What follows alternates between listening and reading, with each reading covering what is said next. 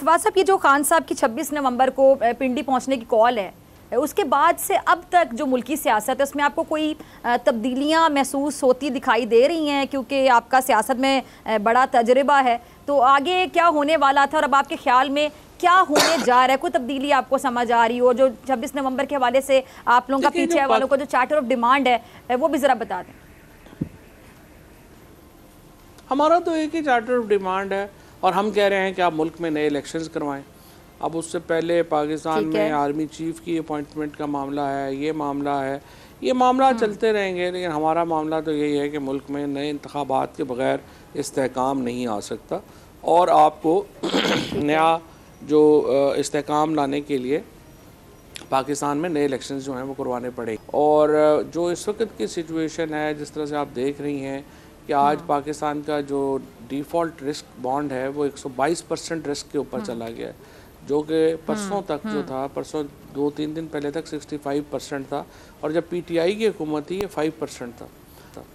तो अब आप इससे अंदाज़ा लगा रहे हैं कि हमारा डिफ़ॉल्ट का कितना ज़्यादा जो रेशो है वो ऊपर चला गया है और ये बड़ी फ़िक्र की बात है। और दूसरी दफ़ा ये ऐसा हुआ है इस हुकूमत के 7 महीनों के कि हम डिफ़ॉल्ट के पास चलेंगे।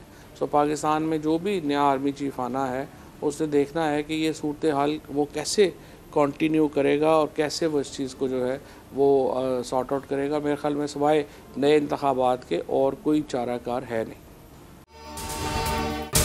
अगर आपको ये वीडियो पसंद आई तो सब्सक्राइब करें और बेल आइकन पर क्लिक करें।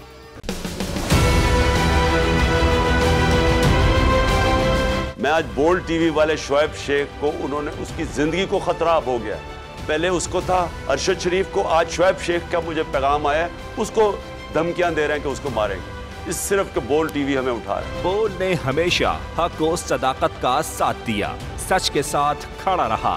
हम हैं मिसाल अब्र, मगर इस हवा से हम डर कर सिमट ही जाएंगे, ऐसे भी हमने। बड़ी मुश्किलात, बड़े बड़े चैलेंजेस, सिर्फ बोल खड़ा रहा, बोल डटा रहा। बोल को है जरूरत अवाम के दुआओं की।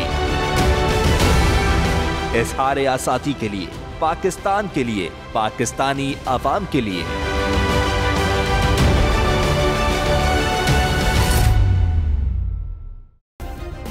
सब्सक्राइब करें और बेल दबाएं ताकि कोई खबर रह न जाए।